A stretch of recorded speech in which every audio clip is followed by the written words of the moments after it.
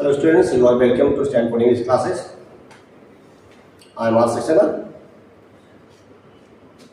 आज मैं आपके लिए लेके आया हूँ केस ऑफ लॉ। तो वीडियो पहले शुरू करने के पहले मैं आपको कुछ बताना चाह रहा हूँ। आखिर स्टूडेंट्स अंग्रेजी क्यों नहीं पढ़ना चाहते हैं, अंग्रेजी क्यों नहीं पढ़ते हैं, इसके पीछे बहुत कारण है। बहुत सारे स्टूडेंट्स इंग्लिश पढ़ना चाहते हैं लेकिन उसके पीछे फिनेंशियल प्रॉब्लम आ जाता है जिसकी वजह से वो पढ़ नहीं पाते। बहुत सारे कोचिंग में हाई फी लगता है, इसलिए मैं उस स्टूडेंट्स के लिए मैं लेके आया हूँ ऑनलाइन क्लासेस। अगर स्टूडेंट्स इंग्लिश पढ़ना चाहते हैं, इंग्लिश सीखना चाहते हैं तो उसके लिए मैं ऑनलाइन क्लासेस स्टार्ट करने जा रहा हूँ जो अगले महीने में। विशेष जानकारी के लिए स्टूडेंट्स इस नंबर पर फ़ोन कर सकते हैं, जो नंबर दीजिए 9572747378। और इस ऑनलाइन क्लासेस का फी केवल पूरे कोर्स के लिए केवल 200 रुपया होता है। अब स्टूडेंट्स किसी भी कोने में, किसी गरीब के परिवार के रहने वाले हैं, वो अपने अंग्रेजी सीखने के ड्रीम को पूरा कर सकते हैं। इसलिए मैं चाहता हूँ कि आप ही अपने ड्रीम को पूरा करें। अंग्रेजी सीखने के जो है उसको बिल्कुल अधूरा मत रहने दें, उसको पूरा करें। चलिए मैं आपका आज वीडियो शुरू कर रहा हूँ। देखिए, केस ऑफ नाउन का प्रयोग क्यों या केस ऑफ नाउन क्यों पढ़ा जाता है। इसमें लिखा जाता है कि नाउन की पोजीशन,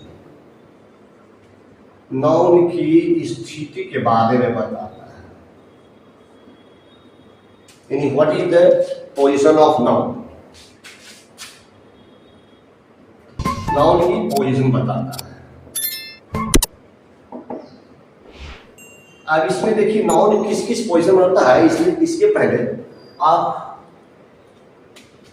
केस कितने तरह के होते हैं उसको मैं पहले एक्सप्लेन कर रहा हूं। तो पहला केस होता है, कहते हैं कि there are 4 cases of noun.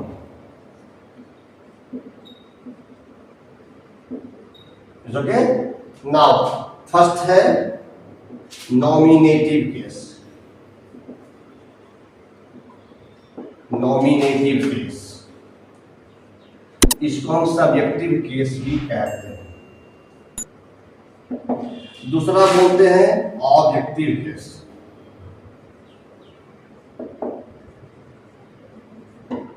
तीसरा है पजेसिव केस।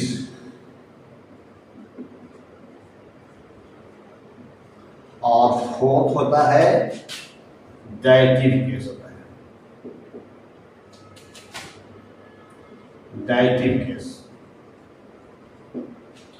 तो चलिए मैं आपको वन बाय वन एक्सप्लेन कर रहा हूं, अच्छी तरह से समझिएगा। और जहां तक मैं कोशिश करूंगा कि आप अच्छी तरह से इस केस को समझेंगे।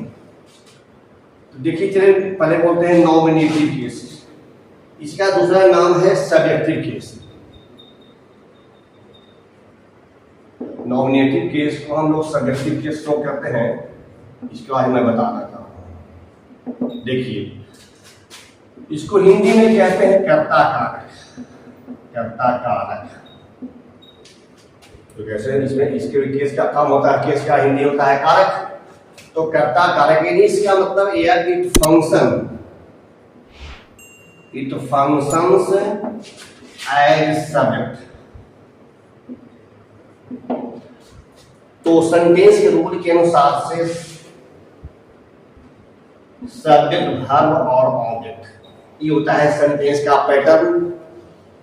तो नाउन देखिए, जो सब्जेक्ट काम करेगा वह वर्ब के पहले रहेगा, जो नाउन ऑब्जेक्ट काम करेगा वह वर्ब के बाद होता है। जैसे देखिए, हम लिखते हैं एग्जाम्पल में, आप बहुत इजी तरह से समझेंगे। जैसे देखिए वाटर, वाटर नाउन है। अब वाटर का पोजीशन क्या है, वाटर इज कूल। अब यहाँ देखिए वाटर का पोजीशन क्या है, इसे यानी केस के अनुसार मैंने कहा था कि नाउन की पोजीशन बताता है। वाटर इज नाउन, इस सेंटेंस में वाटर का स्थान सब्जेक्ट हो जाता है, यानी नॉमिनेटिव केस। और ये मैं लिखता हूं trees provides us many things. अब देखिए, जब ये वर्ब है तो ये सब्जेक्ट है, ट्री है से क्या काम कर रहा है, सब्जेक्ट का काम कर रहा है। इसका मतलब ट्री नाउन है, इसका क्या पोजीशन है, तो नाउन का पोजीशन है। तो हमें समझना है जितने तरह के नाउन आएंगे वो अगर सब्जेक्ट काम करेगा तो हम उसको कहेंगे नॉमिनेटिव केस। उसके बाद आगे देखिए मैं बता रहा हूं, नंबर 2 में ऑब्जेक्टिव केस। देखिए बिल्कुल स्पष्ट मैं कर दे रहा हूं ताकि आपको किसी तरह कोई कंफ्यूजन न रह जाए। आगे वीडियो में बताऊंगा ही, लेकिन अभी जो मैं बता रहा हूं इसमें बिल्कुल क्लैरिफाई करता हूं, स्पष्ट कर देना चाह रहा हूं ताकि आप किसी तरह कोई किताब पढ़ें या इसको वीडियो पे देखें तो आपको किसी तरह कोई कंफ्यूजन न रह जाए। ऑब्जेक्टिव केस यानी यह काम करता है इट फंक्शन। देखिए it functions as object. Verb है तो वर्ब के बाद आता है ऑब्जेक्ट आता है, इसका मतलब ये ऑब्जेक्ट हो गया। अब देखिए यही वाटर इस सेंटेंस में सब्जेक्ट काम कर रहा था, यहाँ ऑब्जेक्ट काम, यानी जगह जगह बदल रहा है, नाउन का जगह बदलने से ही उसके अर्थ बदल रहा है। चलिए एक सेंटेंस और जो भी ऊपर लिखा है उसको मैं बता रहा हूं, बी शुड प्लांट ट्रीज। अब यहाँ ट्री देखिए, यहाँ भी ट्रीज क्या हो गया जानते हैं, ऑब्जेक्ट हो जाते हैं, यहाँ वर्ब हो गया। तो इस तरह के जानते हैं आप नाउन के केस के बारे में समझ में आ गया होगा, नॉमिनेटिव केस और ऑब्जेक्टिव केस। ये दोनों केस बहुत इंपॉर्टेंट है और इसके बारे में सबसे आसान बता रहा हूं कि वर्ब के पहले जो वर्ड आता है उसको हम कहते हैं नॉमिनेटिव केस। चाहे वो नॉमिनेटिव केस एक वर्ड का हो, 2 वर्ड का हो, 4 वर्ड का हो, हम उसको कहते हैं नॉमिनेटिव केस यानी सब्जेक्टिव केस। चलिए थर्ड मैं बता रहा हूं, थर्ड देखिए, थर्ड है से पॉजिटिव केस।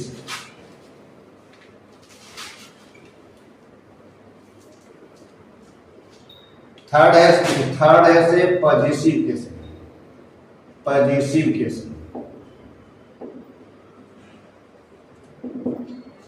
यह बिल्कुल संबंध बताता है, एक नाउन को दूसरे नाउन से क्या संबंध है या एक नाउन को दूसरे नाउन पर क्या अधिकार है। मतलब यह बताता है it shows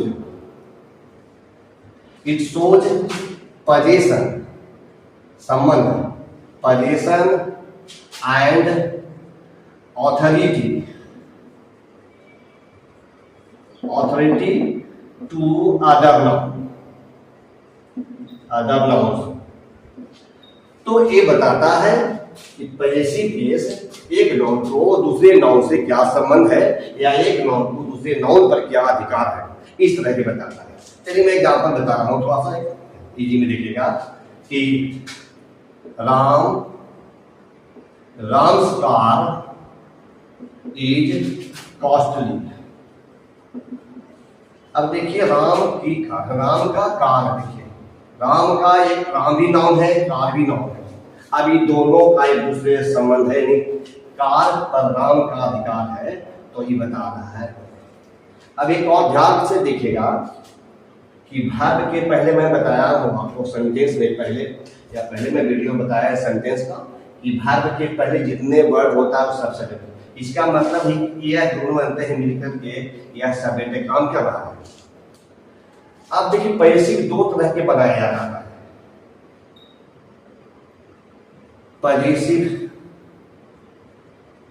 positive case are used, positive case is used in 2 ways. 2 तरह का होता है। कैसे होता है चलिए मैं बताता हूं आपको आगे। इन केस को बहुत अच्छी तरह से अध्ययन कीजिएगा तो बिल्कुल आपको अंग्रेजी लिखने में और समझने में कोई परेशानी नहीं होगी। ये 2 तरह का होता है। फर्स्ट होता है बाय अपस्ट्रोफियस, अपस्ट्रोफियस, अपस्ट्रोफियस। थोड़ा सा मैं आपको क्लियर कर दे रहा हूं यहाँ कि अपस्ट्रोफिस क्या होता है। अपस्ट्रोफिस में ये देखिए, ये जो कॉमा जैसा है इसको कहते हैं अपस्ट्रोफ है, और इस कभी इसको उच्चारण होता है अपस्ट्रोफियस। इन इसका हिंदी होता है का के की। बहुत आसान तरीका से होते हैं। अब इसका यूज कहाँ कहाँ होता है, फर्स्ट मैं बता रहा हूं। नंबर 1 हम ये देखते हैं, विथ पर्सन, पर्सन के साथ, पर्सन के साथ हम अपस्ट्रोफियस का प्रयोग करते हैं। जिस व्यक्ति का संबंध दूसरे से हो उसमें हम अपस्ट्रोफियस लगा करते हैं, और वह एक वर्ड बन जाता है। जैसे हम लिखते हैं कि राम का भाई, तो ये जो है राम आदमी है, यानी पर्सन है, इसलिए हम राम करते हैं। देखिए राम्स, राम्स है ना, देखिए राम्स और ब्रदर। जब अपस्ट्रोफिस का प्रयोग करते हैं हम, तो दोनों मिलके एक वर्ड का प्रयोग होता है, दोनों मिलके एक वर्ड बन जाता है। और हम जहां कहीं यूज करेंगे तो दोनों को एक जैसे यूज करेंगे, चाहे सब्जेक्ट हो या ऑब्जेक्ट हो, क्या या और किसी और तरह, है ना। तो चलिए देखिए, और भी हम देख बता रहे हैं। जैसे देखिए सीता, सीतास कार, यानी सीता की गाड़ी। उसी तरह देखते हैं कि बच्चों है, अब देखिए चिल्ड्रन, चिल्ड्रन का, तो बच्चों के क्लास, चिल्ड्रन क्लास।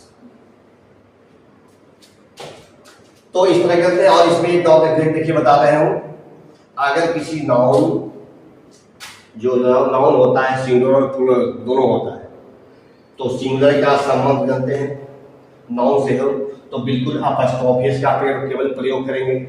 अगर वही नाउन प्लूरल हो, यानी पैसा प्लूरल जिसमें लगा हो, तो उसमें केवल हम अपस्ट्रोफ का प्रयोग करेंगे। जैसे देखिए हम लिखते